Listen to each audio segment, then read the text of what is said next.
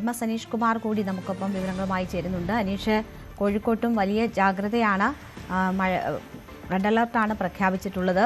ജില്ലയിലെ ഇപ്പോഴത്തെ സാഹചര്യം എന്താണ്? എന്തൊക്കെ മുന്നൊരുക്കങ്ങളുണ്ട്?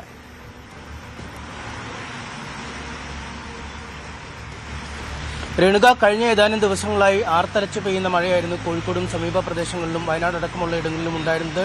അതുമായി ബന്ധപ്പെട്ട് നിരവധി അനിഷ്ട സംഭവങ്ങൾ ഉണ്ടായത് നമ്മൾ കണ്ടതാണ്. എന്നാൽ അതിനൊക്കെ ശേഷം വെള്ളം മാറുകയും ജലനിരപ്പ് പലയിടങ്ങളിൽ താഴുകയും ജനജീവിതം സാധാരണ രീതിയിലേക്ക് പോവുകയും ചെയ്തത് നമ്മൾ കണ്ടു. അതിന് തൊട്ട് പിന്നാലെയാണ് ഇപ്പോൾ വീണ്ടും അതിതീവ്ര മഴയ്ക്കുള്ള അലർട്ട് വടക്കൻ ജില്ലകളിൽ, പ്രത്യേകിച്ചും കോഴിക്കോട്, വയനാട്, കണ്ണൂർ, കാസർഗോഡ് പോലെയുള്ള ജില്ലകളിൽ നൽകിയിരിക്കുന്നത്. നമുക്കറിയാം, ഈ കോഴിക്കോട്ടും വയനാടുമൊക്കെ പലപ്പോഴും അതിതീവ്ര മഴ പെയ്യുമ്പോൾ അല്ലെങ്കിൽ നിർത്താതെ മഴ പെയ്യുമ്പോൾ പലപ്പോഴും അനിഷ്ട സംഭവങ്ങൾ ഉണ്ടാവാറുണ്ട്. ഉരുൾപൊട്ടൽ പോലെയുള്ള കാര്യങ്ങളും മണ്ണിടിച്ചിൽ പോലെ ഉള്ള കാര്യങ്ങളും പലപ്പോഴും ഉണ്ടാവുന്നത് വലിയ അപകടങ്ങളിലേക്കാണ് നയിക്കുക. വിലങ്ങാട് പോലുള്ള ഇടങ്ങൾ അങ്ങേയറ്റം ദുർബലമായ സ്ഥലങ്ങളാണ്.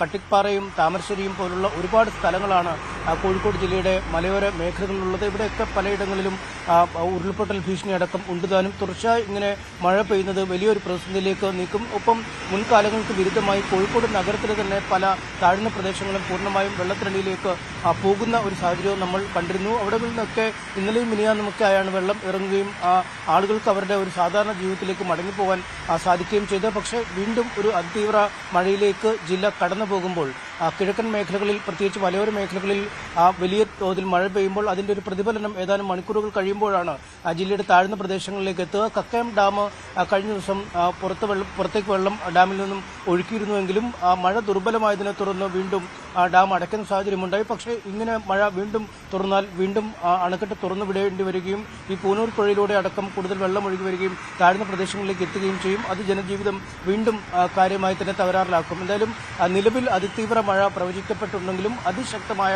മഴ ഇപ്പോൾ പെയ്തു തുടങ്ങിയിട്ടില്ല. ജില്ലയുടെ മിക്ക മേഖലകളിലും ചാറ്റൽ മഴയാണുള്ളത്. രാവിലെ ഏതാണ്ട് ശാന്തമായ അല്ലെങ്കിൽ പ്രസന്നമായ കാലാവസ്ഥ തന്നെയായിരുന്നു. ഇടയ്ക്ക് ഏതാണ്ട് ഒരു അരമണിക്കൂർ നേരമാണ് കാര്യമായ ഒരു മഴ പെയ്ത്. എന്തായാലും ഉച്ചതിരിഞ്ഞ് അതിതീവ്രമായ മഴയ്ക്കുള്ള മുന്നറിയിപ്പാണ് കാലാവസ്ഥാ കേന്ദ്രം നൽകിയിരിക്കുന്നത്. രേണുക, ശരി, ഉച്ചയ്ക്ക് ശേഷമുള്ള സമയത്ത് കൂടുതൽ ശക്തമായ മഴയ്ക്കുള്ള സാധ്യതയാണ് കോഴിക്കോട് പ്രവചിക്കപ്പെട്ടിരിക്കുന്നത്. എന്തായാലും മുന്നൊരുക്കങ്ങൾ നടക്കുകയാണ്. MS അനീഷ് കുമാറാണ് വിവരങ്ങൾ നൽകിയത്. കൂടുതൽ വാർത്തകൾക്ക് News 18 Keralam YouTube channel subscribe ചെയ്യുക.